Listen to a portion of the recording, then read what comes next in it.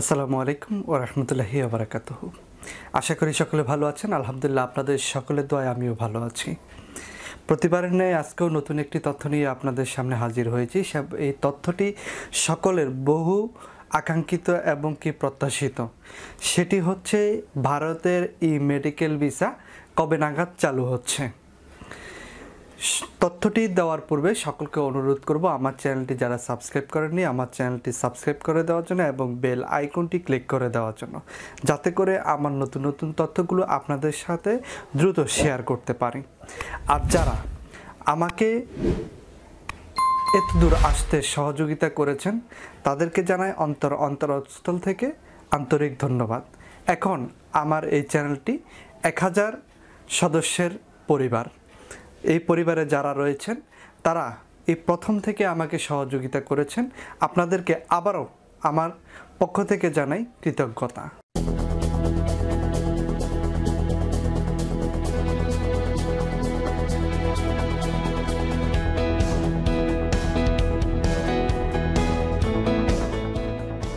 আমরা বাঙালি, আমরা সর্বপ্রথমেই চিন্তা করি আমাদের সর্বশেষ চিকিৎসার ঠিকানা কোথায় হতে পারে, কিংবা আমাদের এই চিকিৎসা সেবাটা কোথায় ভালো হতে পারে। বাংলাদেশে আমরা সর্বশেষ চিকিৎসা করার পর যখন হাল ছেড়ে দেই তখনই কেউ না কেউ আমাদেরকে পরামর্শ দেন ভারতে কিংবা অন্য কোনো দেশে গিয়ে সুচিকিৎসা করার জন্য, উন্নত চিকিৎসা করার জন্য।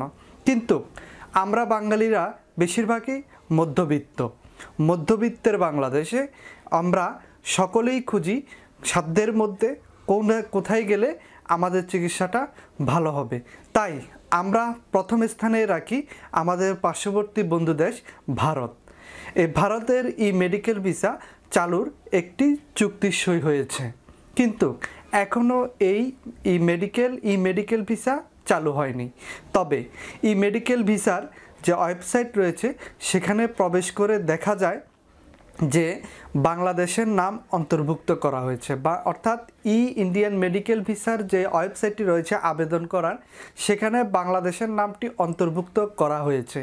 আমি ইন্ডিয়ান ভিসা সেন্টার এবং কি ভিসা সেন্টারের কল সেন্টার এবং ঢাকাতে যমুনা ফিউচার পার্কে পরিচিত দুই একজনের সাথে কথা বলেছি, এবং কি অন্যান্য আদারওয়াইজ যারা ভিসা নিয়ে কাজ করেন তাদের সাথেও কথা বলেছি।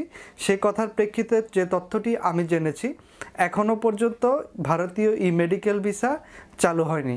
আজকে বাংলাদেশ সময় সকাল 8টায় এই তথ্যটি আমি নিশ্চিত পেয়েছি। আজ 12 জুলাই 2024। এখনও পর্যন্ত মেডিকেল ভিসা চালু হয়নি বাংলাদেশিদের জন্য। তবে খুব শীঘ্রই আমরা আশা করছি এই ইন্ডিয়ান মেডিকেল ভিসা চালু হবে। এতে করে আমাদের যে কষ্ট এবং কি দুর্ভোগ সেটা লাঘব হবে। তবে মেডিকেল ভিসায় কি অসুবিধাটি থাকছে সেটি নিয়ে আজকে একটু আলোচনা করার চেষ্টা করব। মেডিকেল ভিসার মধ্যে যেটি সম্ভাব্য হয়ে থাকে সেটি হচ্ছে কোনো ল্যান্ডপোর্ট দিয়ে প্রবেশ করা যায় না। ভিসাটি শুধুমাত্র এয়ারের জন্য প্রযোজ্য হয়ে থাকে। আপনি যদি ভিসাধারী হয়ে থাকেন তাহলে আপনাকে অবশ্যই বিমানে চড়ে গন্তব্যে যেতে হবে। ধরুন এক্সাম্পলি আমি চেন্নাইয়ে সিএমসি ভেলুরে চিকিৎসা নেব, তাহলে আমরা অনেক সময় চাই যে আমরা বাংলাদেশের কোনো একটা পোর্ট দিয়ে ঢুকে পার্শ্ববর্তী এয়ারপোর্ট থেকে আমরা ভারতের অভ্যন্তরীণ ফ্লাইট, অর্থাৎ এক্সাম্পলি আগরতলা থেকে আমরা চেন্নাই যাব, আগরতলা থেকে দিল্লি যাব, আগরতলা থেকে বেঙ্গালুরু যাব। তো এই জিনিসগুলো আমরা অনেকেই চাই, যেহেতু ভারতের অভ্যন্তরীণ ফ্লাইটের রেট অনেকটা কম, আমাদের বাঙালিদের জন্য সাশ্রয়ী রেট হয়ে থাকে। তো সেই সুবিধাটা থেকে আমরা হয়তোবা বঞ্চিত হতে পারি। এই ভিসার ক্ষেত্রে হয়ে থাকে শুধুমাত্র আপনি সরাসরি ফ্লাইটে চড়ে সেখানে গন্তব্যে যাবেন। যেমন আমরা যদি এখন ভিসা হয়ে থাকে, ভিসা পেয়ে থাকি, আমি যদি মেডিকেল ভিসা পেয়ে থাকি, তাহলে আমাকে প্রথমত সিলেকশন করতে হবে আমি কোথায় যাব। যদি CMC, Vellore, Apollo, Narayana Health, Sankara নেত্রালয়ে যদি হয়ে থাকে তাহলে আমাকে চেন্নাই যেতে হবে। সে চেন্নাইয়ে যাওয়ার জন্য আমাকে এই ভিসাদারি যদি আমি হয়ে থাকি তাহলে আমাকে ফ্লাইট ধরতে হবে ঢাকা থেকে চেন্নাইয়ের ফ্লাইট আমাকে করতে হবে, তাহলে আমি এই ভিসাদারি হতে পারি। অর্থাৎ এই ভিসার প্রথম শর্তই হতে পারে যে আপনি ফ্লাইটে চড়ে গন্তব্যে পৌঁছাবেন। আশা করি আপনারা এই তথ্যটি বুঝতে পেরেছেন। এই ভিসা যারা নেবেন তারা অবশ্যই চিন্তাভাবনা করে নেবেন যে আপনি এই ভিসাটি নেওয়ার পূর্বে আপনাকে সম্পূর্ণভাবে আপনাকে চিন্তা করতে হবে যে এই ভিসাটি আপনার জন্য প্রযোজ্য কিনা। যদি সেটা না হয়ে থাকে তাহলে অবশ্যই আপনাকে মেডিকেল ভিসায়, স্টিকার ভিসায় আপনাকে যেতে হবে। কেননা আমরা অনেক, যেমন আমাদের কুমিল্লা, এর পরবর্তীতে বিভিন্ন যেই পোর্টগুলো রয়েছে কাছে, এয়ারপোর্টগুলো রয়েছে, সেখান থেকে আমরা চাই যে আমরা স্থলপথে বর্ডার ক্রস করে পার্শ্ববর্তী এয়ারপোর্ট থেকে আমরা উড়াল দেব বা আমরা ফ্লাইট ধরব। সেক্ষেত্রে আমাদের জন্য এই ভিসা গ্রহণযোগ্য হবে না। আমরা এই ভিসা না নিয়ে আমাদের জন্য স্টিকার বিষয় ভালো হবে। বর্তমানে যারা মেডিকেল ভিসা নিচ্ছেন তাদের ক্ষেত্রে অ্যাপয়েন্টমেন্ট লেটারটা জমা দিলেও অ্যাপয়েন্টমেন্ট লেটারে কোনো নাম্বার বসাতে হয় না। কিন্তু এই মেডিকেল ভিসায় একটি সমস্যা হতে যাচ্ছে।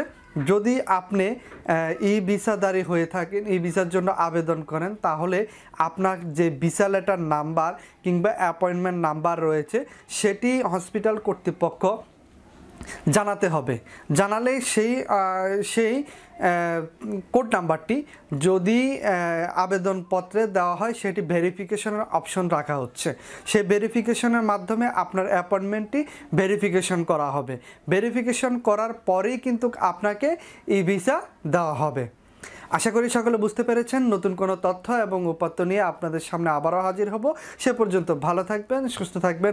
আসসালামু আলাইকুম ওয়া রাহমাতুল্লাহি ওয়া বারাকাতুহু।